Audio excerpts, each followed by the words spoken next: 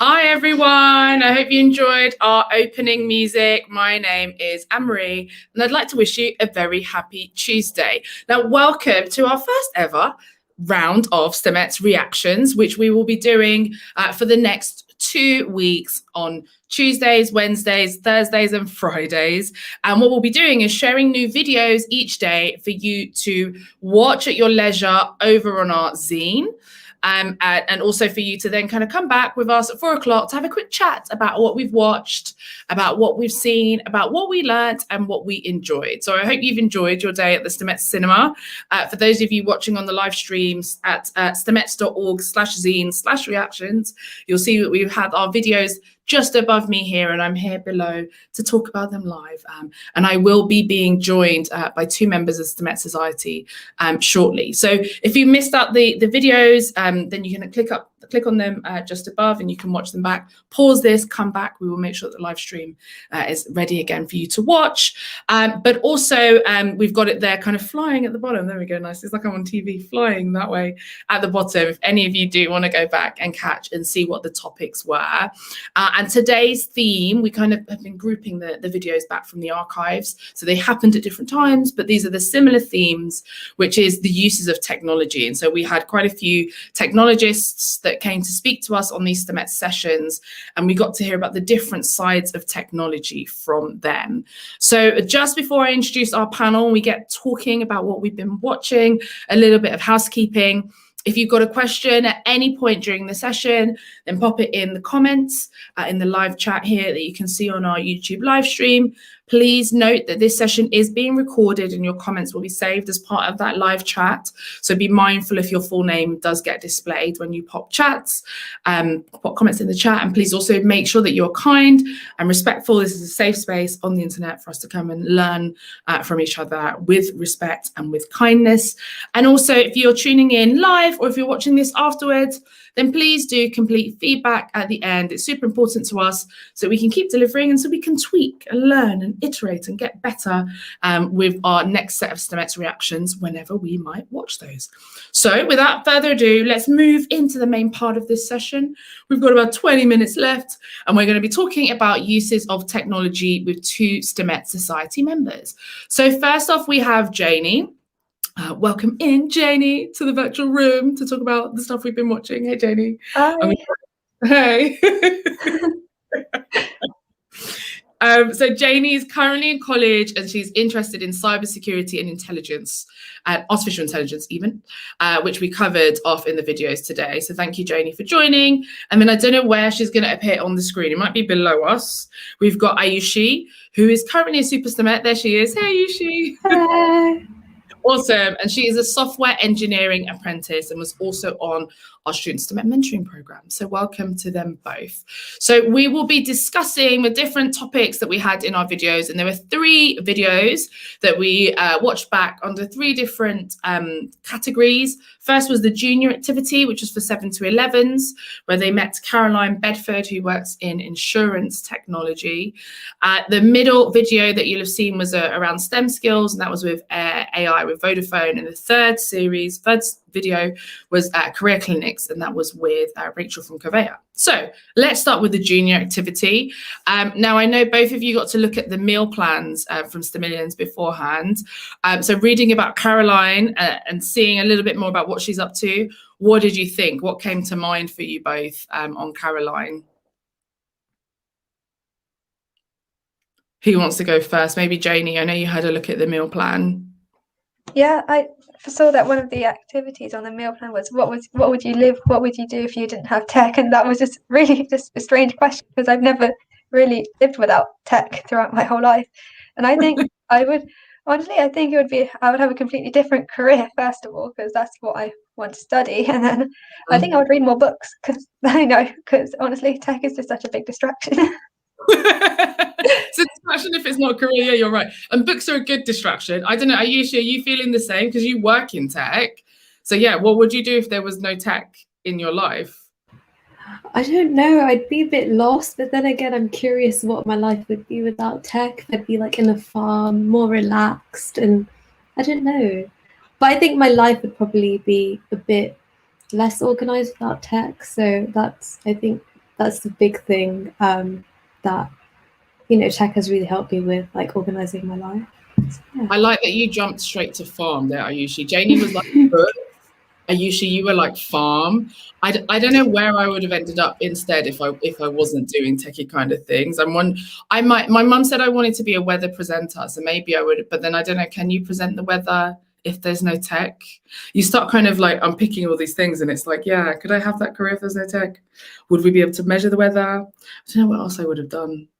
Yeah, who knows? You're right. It's really hard. I mean, the children really enjoyed it. So you got to watch back, or in the video, if you watch back the video, you get to see the juniors.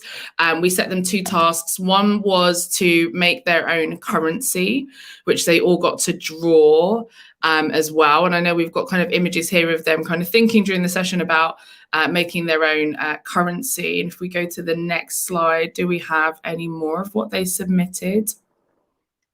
Or maybe we don't. This is the magic of TV. It's like live TV. Yeah, so they had to, and they also had to kind of come up with a super piece of technology, which we've got there on the slide. So I think they definitely got to get really creative, which is always a nice one to do. I don't know, if you had your own currency, Ayushi, what would you name your own currency? It'd definitely be after food. I think food is the best currency. It makes you happy as well at the end of it, and you can eat it. You can't store it though, so you're just gonna have to spend it, eat it right away. You can freeze it though. That's like barter. I think they used to, in the olden days before money, that was what they did, right? It'd be like, I've got 3 bags of sugar and you've got 10 bags of flour. You can't do much with that, so let's like work out a way to swap it. So yeah, I guess we're really thinking about this life before technology on our live session about technology. Janie, what would be your currency? What would your currency be based on? Or what would you call it? I think, I don't know, because it seems like Ayesha, I think food is just a really good source, because it's always just making everyone so, it can be enjoyed, and it can be just in all different forms. So every country can have their own currency through their own cuisine. Would it be more?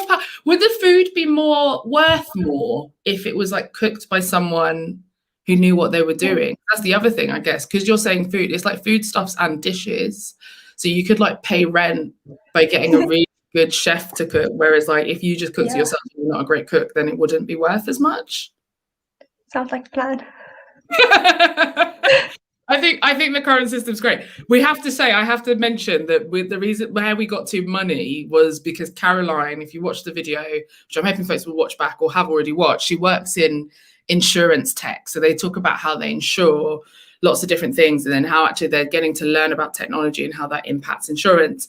And so she ended up talking about like insuring the different types of things that they've insured. So there were like particular footballers' feet that they've insured, or like horses that they've insured. And we're trying to understand actually insurance means that you get a payout if something gets wrong. So you get a lot of money if something, or you get some money if things get wrong, but you have to pay money to get that money back. So yeah, anyway, I hope folks enjoyed it. I hope folks got to watch it. I don't know if we've got in the slides any more of what the juniors submitted that did get to do that. Let me know, producers, in the chat if not, and if not, we'll head on to the next section. Awesome. So that was the junior activity. Let's roll into the next video, which was the STEM skills video, and this was with Vodafone. So the folks from Vodafone and their chatbot called Toby. So now I know you, Janie, love artificial intelligence. I know this is definitely something that's right up your street. What did you think about this session? What did you learn anything new actually from this session? Yeah, so I've always heard of chatbots, you know, how they were always there on the side of the website, but I never actually thought about how it worked. And essentially this video was really useful because it broke down a human conversation into different steps, which I actually didn't think of it like that. As a computer doesn't really think like us, and it has to break down everything. And it was really interesting that they have to have a bot persona. That was quite a cool fact I thought, and they actually have to create a personality of the bot. It's like making a whole people. Yeah. Person, I guess. I know usually you were like nodding as well. What did you learn, or what were your thoughts on that? Or, I mean, is persona something you've thought about before? I think it's quite different that a bot has a persona. It's kind of like a little child talking to you, but they know so much more than like a normal child would. But I think I've been to like a lot of talks on AI and stuff like that, and they were talking about like, I think the data sets and how they use that to train the AI. And there have been interesting cases where I think data wasn't so good, and then the bot kind of got a personality that wasn't expected. I think it was like a Twitter bot or something. People were feeding it random data and the bot turned out to be not so nice. I hope that's not going to happen ever again, but it's quite weird how, you know, data like can give birth to this thing that can be really helpful but also have an attitude of its own. And that's a really good example you gave actually from that one. So I don't think they mentioned it per se in the session, but I definitely have heard that story or got to see like the headlines of all of that when it happened, which is that, you know, you had, if you send it out to kind of pick data from wherever you want, which the Vodafone folks, I think Nat and the team did mention on the video that kind of they've been really, Nat and Charlotte, they've been really targeted with the kind of information that they fed into Toby. And like you were saying, Joni, they had to think about it and like train it like it was a little child, but they've kept control of what the data was, what the usage was, what the like scope of what the chatbot was going to do. Whereas if you do, like you just said, and send it to Twitter, actually, you're not in control of that data. You're not in control of who can say what. And what happened there was like a lot of people on Reddit basically wanted to cause a lot of trouble and were like, well, okay, cool. Let's feed it all the worst data we can possibly find. And let's see how bad it does turn into and how bad it changes to. And I think it is a really cool one where, you know, when we talk about artificial intelligence so much, and this is something I talk about a lot in my work outside of Stemettes, there's so many things where it's like, actually, just because you can build that thing doesn't mean you should. And so I think it is that thing of, yeah, like there's a lot of things wouldn't change a child if you're trying to get the child to build a persona and trying to interact with people. There's a lot of things that you wouldn't say to them, or that you wouldn't tell them to talk about, that actually we have to make sure as well that we're building technology, we're not feeding it the wrong kind of things. I don't know about you, Joni, you know, is there anything else that you found exciting or you found cool? Will you now talk to chatbots slightly differently now that you know how they get built? Yeah, you can have a play around with them, knowing that they'll always have a fixed answers. But I also found really interesting that one of the ladies, I can't remember her name, but she was a conversation researcher, or well, she actually analyzes the conversations that users give, and then in order to make it better, because that's actually quite interesting to see how they are able to improve it and make it more accessible to a wider audience. Yeah, and she was talking about natural language processing as well, and being able to kind of understand it from all of that. Yeah. Is that something you've heard of before, you're familiar with?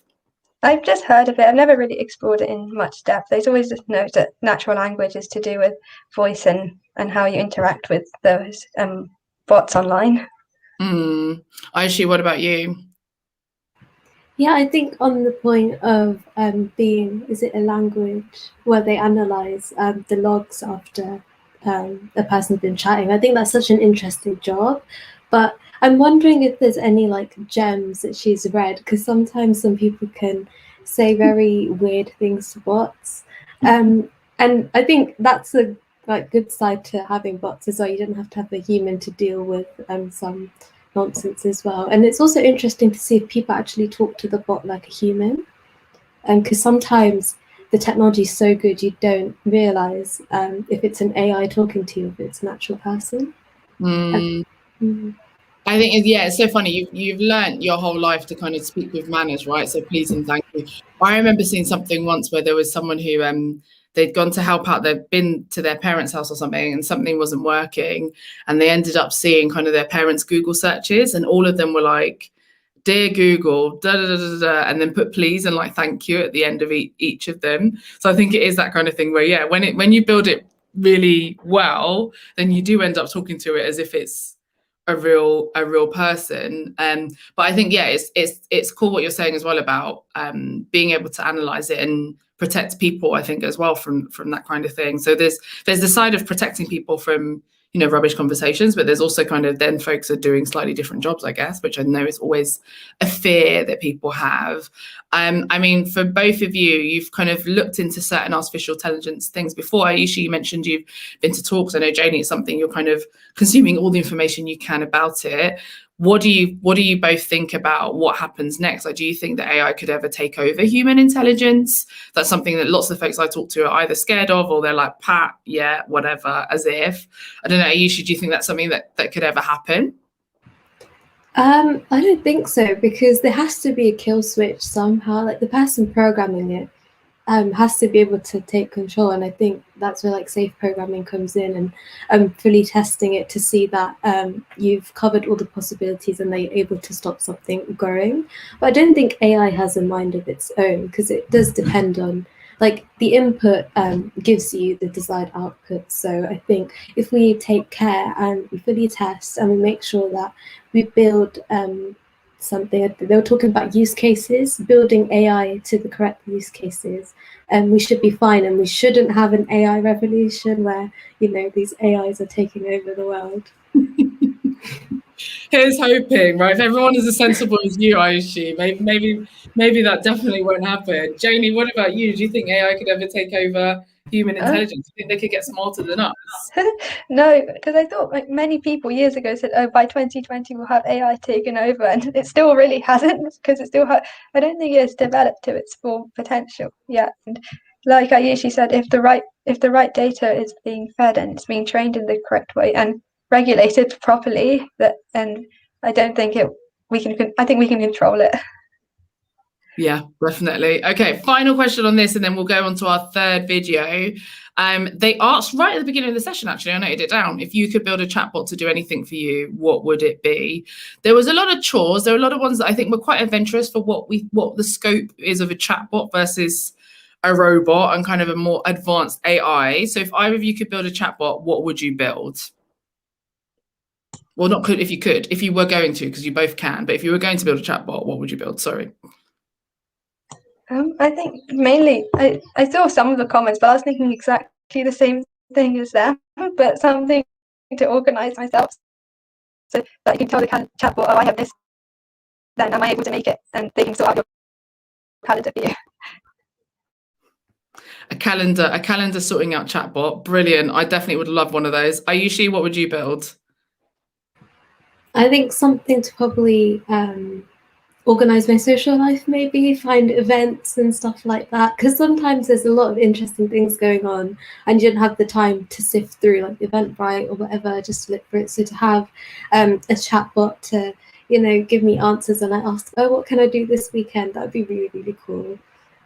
That's a great idea. I hope Eventbrite's listening. If they are, if they are watching, Eventbrite, there you go. There's your next feature. The Stemettes community have spoken. They've given you that one for free. So there we go. Awesome. So that was our STEM session video for today, Tuesday. Intro to AI with Vodafone. Any other comments from the two of you on the video? Anything we didn't cover that you want the folks to hear or know, or to convince folks to go back and make sure they've watched it? Anything else? I think I really, really enjoyed the session. I think to learn about Toby eyebot backwards, which is really cool. I think, yeah, it's a really good watch, and especially like AI upcoming. It is like a massive technology, and that's going to be our future, having chatbots for probably replacing customer service initially. So yeah, it's quite interesting. Definitely. Final thoughts from you, Janie? Yeah, the video was really well explained. It was easy to understand, and which was really good. I encourage everyone to watch it. And I didn't realize just how much thought actually went into making these chatbots, and it was really insightful to know that. I think that's always quite a big one, right? I think sometimes that shows you how well the technology has been put together. If it feels seamless and feels easy and isn't clunky and doesn't stop in obvious places, then you almost forget it's technology, right? And you can kind of focus on trying to get your customer experience or get your answers from the kind of the help team. So yeah, shout out to Vodafone. Thank you very much for uncovering that from us. There should be like a whoosh. There we go. Oh, brilliant. Thank you. Thanks, production team. There was a whoosh there as we went into our next session. So Career Clinic was the third and final video that we had for reactions. We'd like your reactions from today. And today it was on conquering the fear of failure, and it was with Rachel Skelton, who was a tech lover and a software engineer. And she talks about the ups and downs of her career and how we can all conquer fear of failure so we can explore all possibilities. So opening thoughts on this, let's go to you, Janie. What was the biggest thing that you took away from Rachel's talk? Yeah, she was really inspiring. And one of the main messages I kept getting throughout the whole talk was learning never stops, because she didn't really make it for her first trial of university, but she kept going, and eventually she became really successful, starting up all these other side projects as well as her main job. So that was my main takeaway from the whole thing. And she did have a lot of side projects, and it was quite cool. I mean, she even had the dog, and she was upcycling. Yeah. Like there was a lot that was going on, but it was quite nice. I think it was like you could see she was excited about it, and you could see genuinely that she conquered that fear of failure. And so there was nothing that was like, well, how can I do all these things at the same time? It's like, no, I'm going to do it. I'm going to try it. And if it doesn't work out, it doesn't work out. And actually, I'll be able to keep going. I don't know, Ayushi, what did you pick up from Rachel on that session? I think I agree with Janie. It's so inspiring, but I think her resilience was what stood out to me the most. I was really shocked when she told us the story about, I think it was her junior dev role, how she was let go because she was told she didn't have enough experience. I think that would have like shattered me and probably left me to, really take a step back and reflect for quite a while, but she just bounced back and got on with it and continued. So I think to hear that was really nice as well, because it's not just all glitter and smooth sailing kind of thing. You do have setbacks, and to have a setback like that, but to get to where she is now, it's amazing. It's really inspiring. And I think having her sharing her story will bring more exposure to normalizing failure, because it's a normal thing. It is very normal, and I think you're right. And I think the honesty as well, like she did go into quite a lot of detail on what the different failures look like, whether it was the degree, whether it was, like you said, that dev job and being let go. And I think you're right, like being able to open that up, being able to talk about it, and she's talking about it from the other side, means that if something like that does ever happen to you, and sometimes you do end up saying, hopefully it doesn't, but if it does, and it's like, actually, even if it does, actually, I shouldn't hope that it doesn't. Like, it's not nice to be let go, but look at all the good things that have come from it. Look at all the good that she's been able to do afterwards. And so actually, I think it's a nice one. And it also means that you're not there might be less of a shock then, right? When it happens to anyone that's watched it back or that's thought about it, you're like, do you know what? I'll be like Rachel, I'll get my dog, I'll do my upcycling, I'll go for the apprenticeship, I'll look for something next, the next thing, and I'll just get on with it. And yeah, you can bounce back. You don't have to let these things define you, which I know was definitely one of her top tips. I don't know for either of you, you know, she also mentioned getting a mentor, which I was gonna talk through, because I know Aisha, you've been on the mentoring program. Janie, have you been on it too with Stemettes? Yeah, I did it this year, and I have Tracy, who was a really amazing mentor. Awesome. And was failure something that either of you spoke to your mentors about, or that you heard from your mentors about, just out of interest? What? Oh, sorry. You can go first. Okay. For me, it was more about yeah, as you said, failure. We watched like Carla Harris videos, and she always talked about how owning your failures as well, and trying to learn back from them, and it was a message that she carried throughout our sessions. Amazing. Did you have that as well? Well, no, maybe not in the same videos, but did you ever talk to your mentor about failure as well, Ayushi?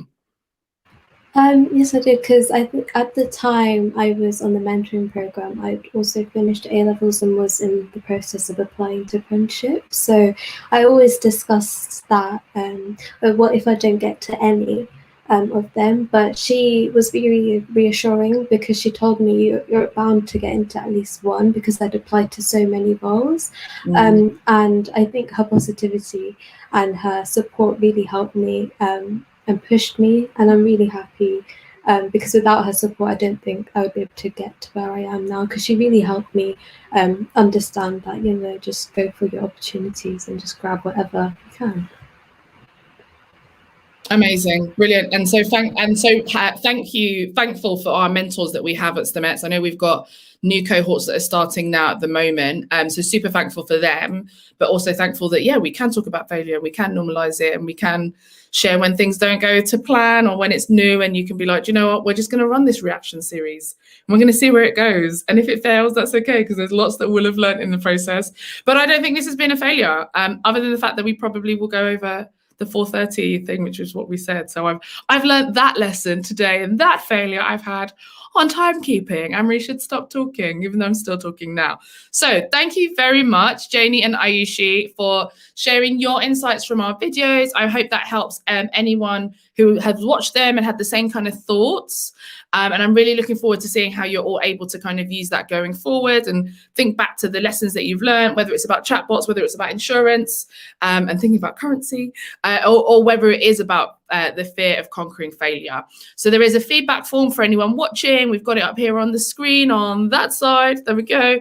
bit.ly/Stemettes React. Pop that in. Let us know it's Tuesday. We are going to have more sessions. So we're going to refresh the page. I might do it. Someone in the team is going to do it now. So if you refresh, we'll unleash the videos that we've got lined up for tomorrow.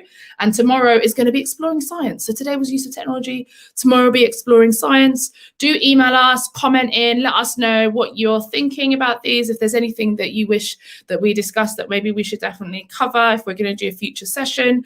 And we will see you at 4 o'clock tomorrow to talk about all things exploring science. Thank you very much to Janie. Thank you very much to Ayushi.